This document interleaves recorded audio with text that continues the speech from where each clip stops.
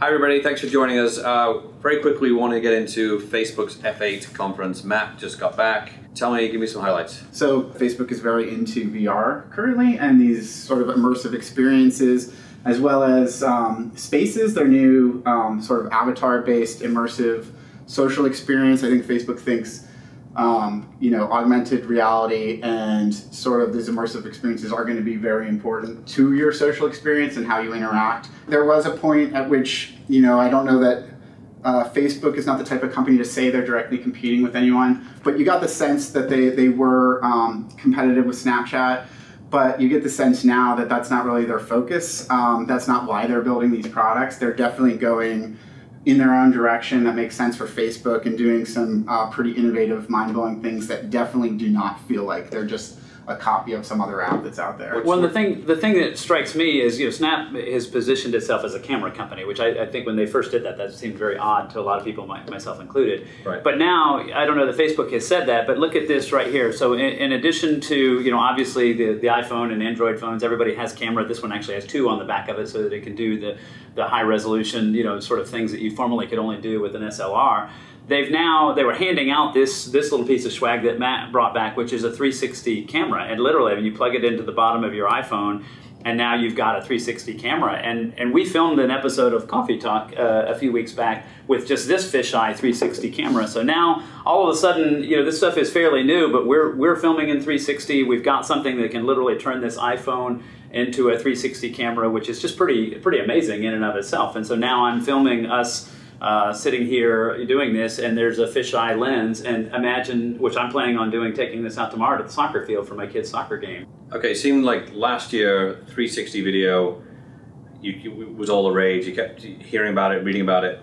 News organizations, people I know were staffing up, they were buying the equipment, but then it sort of went to a fizzle. Do you think this is a reboot? Like, is this something that we're going to actually is here to stay, if you like?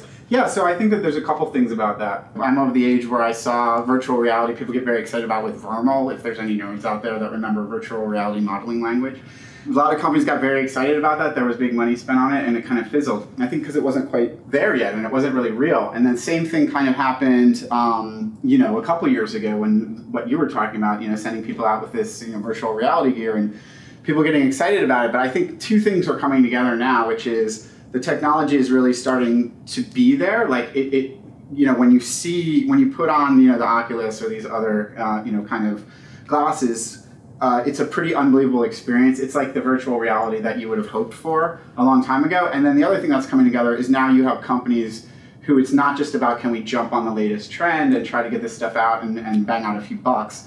You're seeing companies that fundamentally believe in this, like Facebook, who are putting a long-term commitment behind making this stuff a reality. But I think the real challenge and opportunity here is going to be, how do you use these new capabilities, this new technology, the new means of distribution to tell stories that are good and are compelling and resonate with people and generate emotion or educate, inform, whatever it is you're trying to do, entertain. All of those, I mean, it's just, it opens up a whole range of possibilities that weren't there before. And I don't imagine that every story needs to be told in 360. There are some stories that are perfectly well told in print or text, maybe with accompanying images, maybe with accompanying video, maybe that video is 360, but obviously there's some things that are more visually interesting.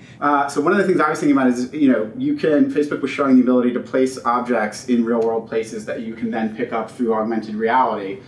Devices. So if publishers were to start to think about all the information that they have, all the articles that they've written about, let's say historic places and things like that, and then there was a consumer of this type of content who tended to like, a BBC type content or New York Times type content or Nat Geo content, a lot of these things, they would be able to then, when in one of these places, a historic place or a beautiful landmark, pick up this sort of information that was dropped there by those publishers. It could be an opportunity for publishers then to monetize, which I think is important. You don't want to be, and this was actually stressed a bit at F8. I feel like Facebook was really, this was hitting home that in order for publishers and media companies to create this great content, there does need to be some sort of payoff. The content needs to have value. So assuming that that can be accomplished, that could be one great sort of start. And from there, I think we'll discover a bunch of other interesting things that we could do. And I'm kind of hoping, based on what I saw, that this isn't necessarily something that just fizzles out like we've seen with VR in the past.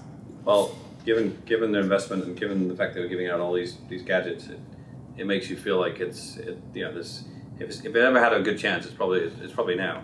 Yeah. Especially with how easy it's become to do Facebook Lives and all the stuff that we do ourselves. Yeah.